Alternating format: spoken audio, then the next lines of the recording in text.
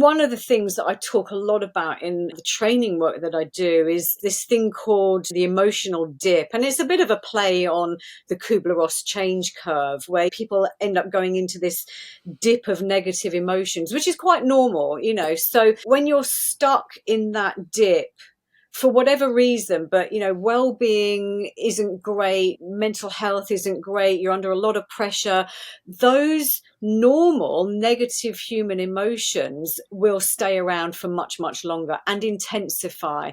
And it's at that point that you really can't expect, as a manager or as a leader, you can't expect people to go above and beyond without breaking. These are the people that you're going to fast track to burnout and being off sick with stress.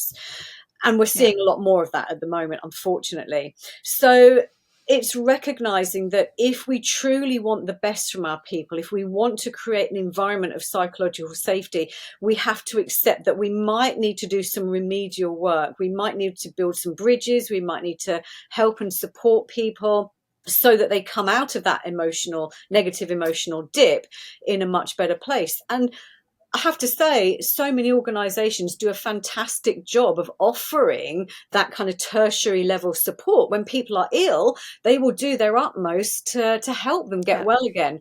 The problem is, and I use the analogy of the dirty fish pond, if the fish pond is the culture, and all the fish are the people working in that organization swimming around, and the culture, the fish pond water is really dark and murky, and it's stagnant and it's green and slimy. All of these fish are swimming around. Some of them know where they're going. Some of them don't. They're bashing into each other. They're bumping into the side. They're getting injuries and they're getting sick. So we can take the fish out individually. We can put them in lovely, clean isolation tanks. We can make them better over time. And then what do? We put them straight back in that murky fish pond. So what's going to happen? They're going to get sick again very quickly. In a way, it is complex, but I think it's about working in parallel rather than chicken or egg. It's actually, there are multiple layers that we need to be working in parallel.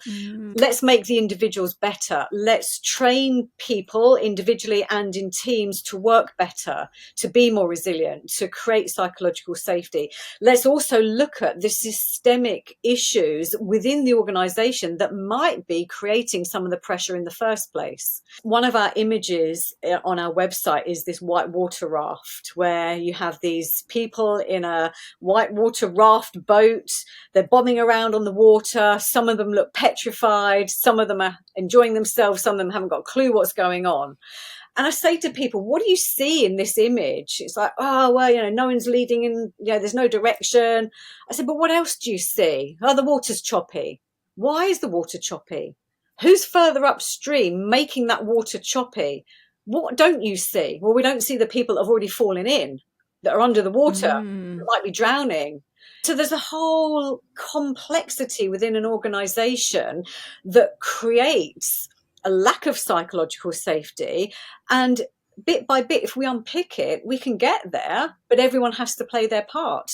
Individuals, teams, HR and occupational health departments, leaders, people who actually drive from the top the culture of the organization.